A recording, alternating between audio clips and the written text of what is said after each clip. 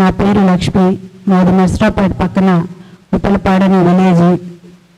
నేను ధ్యానంలోకి వచ్చి 12 సంవత్సరాలు అవుతుందండి. ఈ ధ్యానంలోకి రావడానికి కారణం నా 3 బిడ్డలు.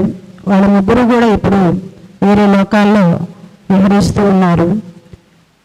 ఫస్ట్ బాబు పుట్టిన 12 గంటల్లోనే శరీరాన్ని వదిలేశాడు, అంటే చనిపోయాడు. ఆ బాబుని నేను సరిగ్గా చూడలేదు. కానీ ధ్యానంలోకి వచ్చిన తర్వాత 2013లో కట్టాల పిరిమిల్లో ఆ బాబు నాకు ఒక సందేశం ఇచ్చాడు. అమ్మ, నేనంటే 2 పిల్లల గురించి ఎక్కువ చెప్తూ ఉన్నాను, ఈ బాబు గురించి అసలు చెప్పట్లేదు. ఆ బాబు సందేశం, అమ్మ నాకు కూడా జన్మనిచ్చావు, ఆ తల్లి కడుపులో అనుభూతి ఎలా ఉంటుందో ఆ అనుభవం కోసం వచ్చి వెళ్ళాను భూమి మీదకి. ఆ అనుభవాన్ని ఇచ్చినందుకు కృతజ్ఞతలు, ధన్యవాదాలు అని చెప్పాడు. ఆ బాబు పేరు మహర్షి అని చెప్పాడు. అంటే నేను 3 బాబులు ఇప్పుడు వేరే లోకాల్లోనే ఉన్నారు. రెండో బాబు మెంటల్లీ రిటార్డేషన్, అంటే మాట నడక అవేమి ఉండేవి కాదు. 14 సంవత్సరాలు మాతో సహజీవనం చేశాడు. ఆ 14 సంవత్సరాలు కూడా ఎన్నో అనారోగ్యాలు ఫేస్ చేశాడు. ఎన్ని అనారోగ్యాలు అంటే చెప్పనాలేవి కాదు. కానీ ఎన్ని అనారోగ్యాలు ఉన్నా కూడా ఎప్పుడు ఆనందంగా నవ్వుతూ ఉండేవాడు, ఎప్పుడు క్లాప్స్ కొడుతూ ఉండేవాడు, ఎప్పుడు చేతులు 2 ఇలా పెట్టుకునేవాడు మన ధ్యానంలో కూర్చున్నట్లు. ఆ బాబు దగ్గర నుంచి నేను ఆనందంగా, ఎప్పుడు ఏమి జరుగుతున్నా ఆనందంగా ఉండాలి అనే పాఠాన్ని నేర్చుకోవడం కోసం ఆ బాబు నాకు ఆ పాఠాన్ని నేర్పించడం కోసం వచ్చి వెళ్ళాడని భూమి మీదకి ధ్యానంలోకి వచ్చిన తర్వాత తెలుసుకున్నానండి. 3వ బాబు ఆరోగ్యంగానే ఉండేవాడు, చక్కగా ఆడుకునేవాడు, పాడుకునేవాడు, అంతా చాలా హ్యాపీగా ఉన్నాము. ఈ బాబు రెండో బాబు 14 సంవత్సరాలు ఉన్నాడు, 3వ బాబు 15 సంవత్సరాలు. ఆ బాబు ఇక్కడే శ్రీ చైతన్యలో విజయవాడలో జాయిన్ చేశాము.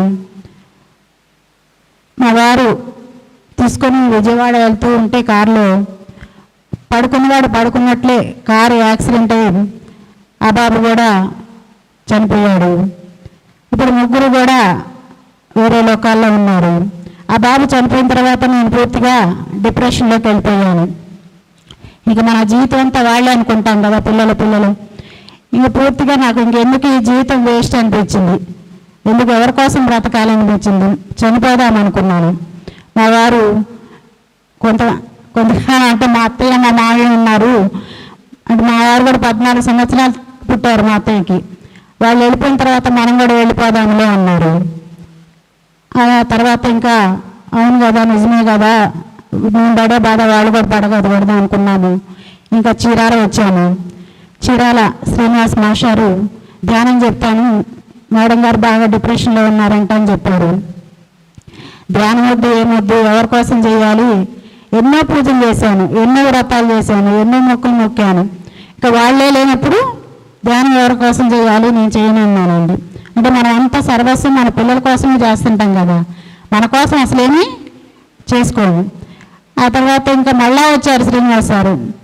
వచ్చి కాదు, మీ పిల్లల్ని చూసుకోవచ్చు, మీ పిల్లలతో మాట్లాడవచ్చు, ధ్యానం చేస్తే మేడం గారు బాగుండటంతో పాటు అని చెప్పారు. అవునా, అయితే పిల్లలతో మాట్లాడతామని, పిల్లల్ని చూసుకుంటామనేసరికి మనకు ఆశ కలుగుతుంది కదా, అయితే ధ్యానం చేస్తాను అన్నానండి.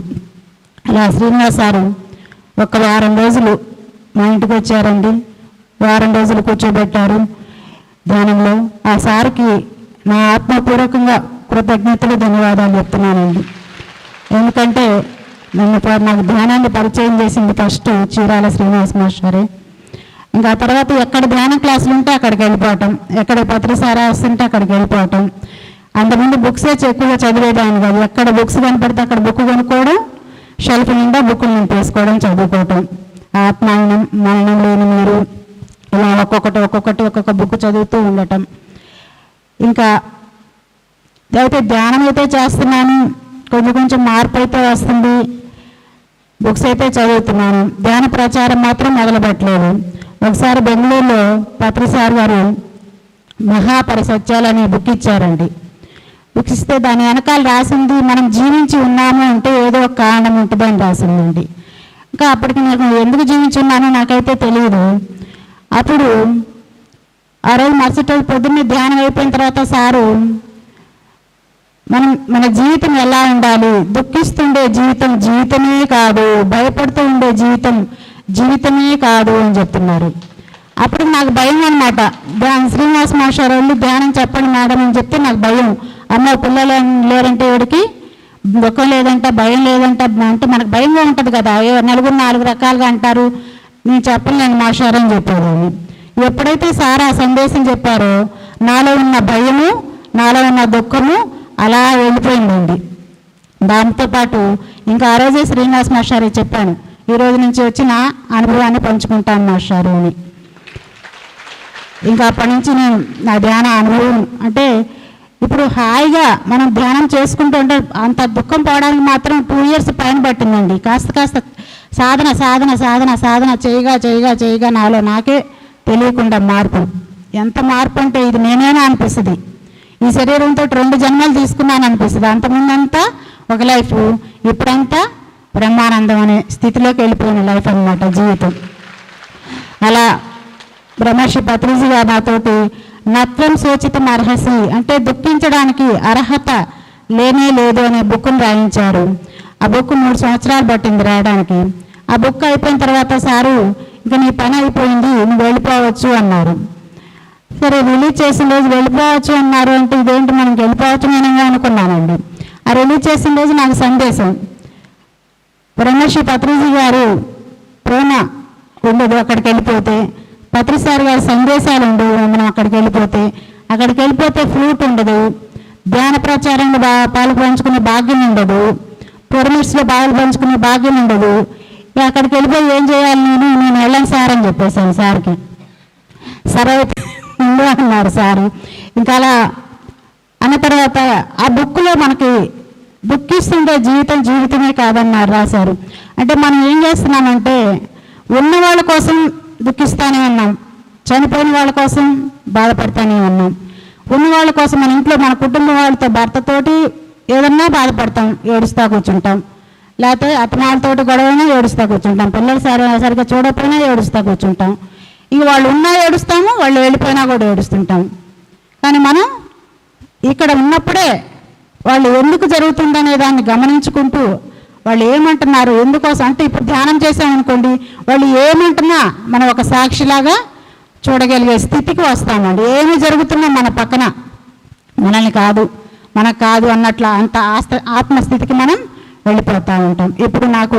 ఇప్పుడు వాళ్ళు హాయిగా ఆ లోకాల్లో ఉన్నారు, నేను ఈ ధ్యానం చేసుకుంటూ ధ్యాన ప్రచారం చేసుకుంటూ ఆనందంగా హాయిగా ఈ లోకంలో విహరిస్తూ ఉన్నాను. అంత గొప్ప సత్యాన్ని మనకు అందించిన బ్రహ్మర్షి పత్రిజీ గారు అంటే ఎందుకు ఇంత పెద్ద పరీక్షలు పెట్టుకొని వచ్చానని నాకు నేను కూడా క్వశ్చన్ వేసుకుంటే వస్తున్నాను జీవితంలో ఇప్పుడు ఇందాక చెప్పారు కదా నందగారు, నేను నాది అని. ఆ నేను నాది నా పిల్లలు నా వాళ్ళు అనే ఆ స్థితిలోనే ఎప్పుడు అది వస్తున్నాం వెళ్తున్నామే కానీ అసలైన ఆత్మస్థితికి చేరుకోలేదు. ఇప్పుడు ఆత్మకి చావు లేనే లేదనే అనుభవాన్ని అనుభవపూర్వకంగా తెలుసుకోవడం కోసం ఇంత పెద్ద పరీక్ష పెట్టుకొని వచ్చానండి. ఆ పరీక్షలో ఇప్పుడు నెగ్గేశాం. ఎందుకంటే మనం ధ్యాన సాధన చేసి ఇంక ఏదైనా సాధించగలం కదా. ఎవరి కోసమో చేస్తున్నాం అనుకుంటాం, మన పిల్లల కోసమో మన భర్త కోసమో ఇంకొకరి కోసమో ధ్యానంలోకి వచ్చిన తర్వాత తెలిసింది ఇది ఎవరి కోసమో కాదు, మన కోసం మనల్ని మనం ఉద్ధరించుకోవడం కోసం, మనల్ని మనం బాగు చేసుకోవడం కోసం ఈ ధ్యాన సాధన చేస్తున్నాము. మనం ఉన్న స్థితి నుంచి బాగా ఉన్నతంగా పరిపూర్ణంగా ఆత్మను పరిపూర్ణంగా మార్చుకోవడం కోసం ధ్యాన సాధన చేస్తున్నాము. మరి మీ అందరూ కూడా చక్కగా ధ్యాన సాధన చేసి చక్కగా ఆత్మస్థితిలో విరాజిల్లుతారని నా ఆత్మపూర్వకంగా కోరుకుంటూ ఇంత చక్కటి ఆత్మస్థితిని ప్రసాదించిన బ్రహ్మర్షి పత్రిజీ గారికి వేల కృతజ్ఞతలు ధన్యవాదాలు తెలుపుకుంటున్నానండి.